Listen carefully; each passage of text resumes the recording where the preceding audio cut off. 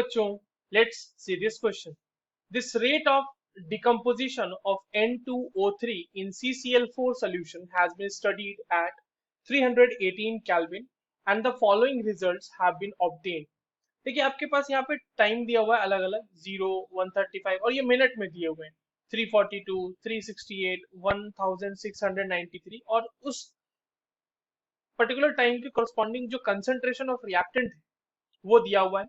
ठीक है, हमसे ये बोला जा रहा है कि find the order of the reaction and calculate its rate constant, what is the half life period. ठीक है, तीन चीजें बोली जा रही है, एक तो ऑर्डर ऑफ रिएक्शन बताना है, फिर रेट कांस्टेंट बताना है और फिर हाफ लाइफ बताना है गिवन रिएक्शन के लिए. ठीक है, तो चलिए इस क्वेश्चन को सॉल्व करते हैं बच्चों. और सबसे पहले तो ये देखते हैं कि कौन सा की कॉन्सेप्ट हमारे पास होना चाहिए इस क्वेश्चन को सॉल्व करने के लिए.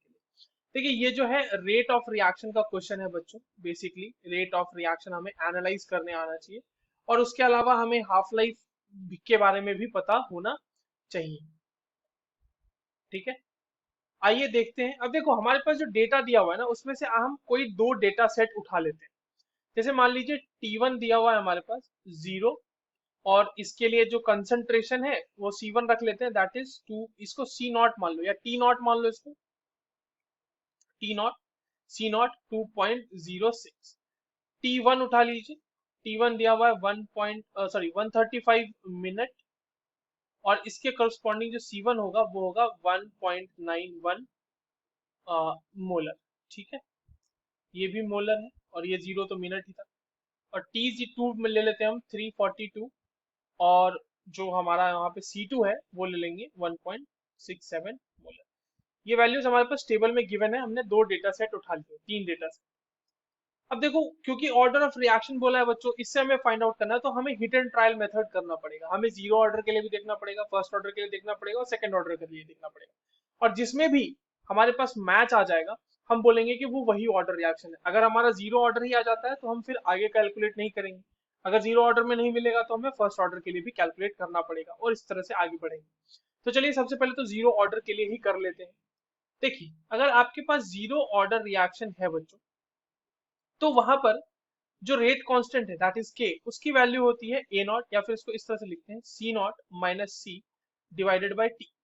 अगर हमारे पास ये जो दो डेटा सेट्स हैं इसके लिए हमारे पास अगर के की वैल्यू कांस्टेंट आ गई तो हम बोलेंगे कि हमारा गिवन रिएक्शन जीरो ऑर्डर का है.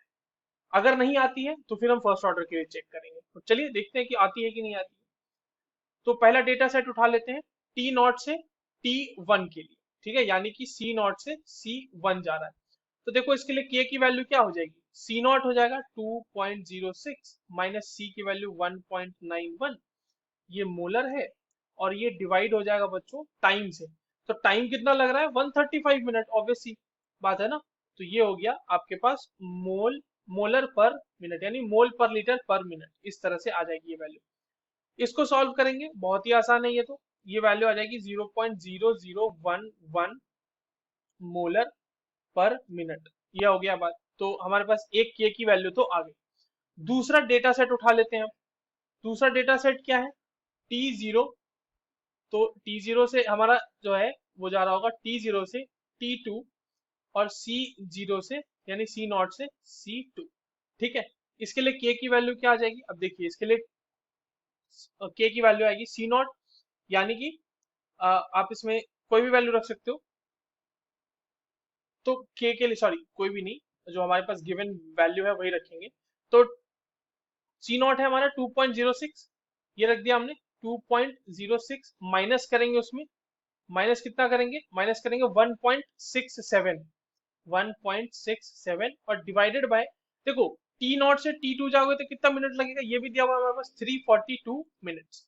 तो 342 मिनट्स ये भी हमारा मोलर पर मिनट में आएगा और ये वैल्यू भी सरप्राइजिंगली 0.0011 मोलर पर मिनट ही आता है. अब देखो हमारे पास जीरो ऑर्डर के लिए ही के की वैल्यू जो है वो कांस्टेंट आ गई है अलग अलग दो सिचुएशंस में. इसका मतलब जो गिवन रिएक्शन है वो हमारा जीरो ऑर्डर है और अब हमें आगे के फर्स्ट ऑर्डर सेकंड ऑर्डर को कैलकुलेट करने की जरूरत भी नहीं है क्योंकि एक रिएक्शन एक ही ऑर्डर फॉलो करेगा. So given reaction is a zero order reaction एक चीज समझ में आ गई। अब दूसरी चीज बोली गई है कैलकुलेट करने के लिए रेट कांस्टेंट, तो बच्चों वो तो हमने कैलकुलेट कर ही लिया ना, के की वैल्यू 0.0011 मोल पर लीटर पर मिनट, आप इसको मोलर पर मिनट लिख रहे थे। अब तीसरी चीज बोली गई है हाफ लाइफ कैलकुलेट करने के लिए। तो देखिए हाफ लाइफ जो होती है for zero order reaction, for zero order reaction वो कितनी होती है बच्चों, वो होती है T half is equals to, और T half is equals to C naught upon 2k। तो यहाँ पर हमें बस वैल्यूज रखनी है, सी नॉट की वैल्यू 2.06 डिवाइडेड बाय 2 इंटू 0.0011, और ये आपके पास मिनट में वैल्यू आ जाएगी, और ये वैल्यू आएगी 936.36 मिनट्स। ये हो गया आपका half life for the given reaction. तो तीन चीजें हमसे पूछी गई थी और ये तीनों चीजें हमने यहाँ पे फाइंड आउट कर ली। जीरो ऑर्डर के बाद हमने बाकी किसी ऑर्डर के लिए इसलिए कैलकुलेट नहीं किया क्योंकि हमारे पास जीरो ऑर्डर के लिए सेटिस्फाई हो गया था। That's all for this question. I hope you understood this well. All the very best.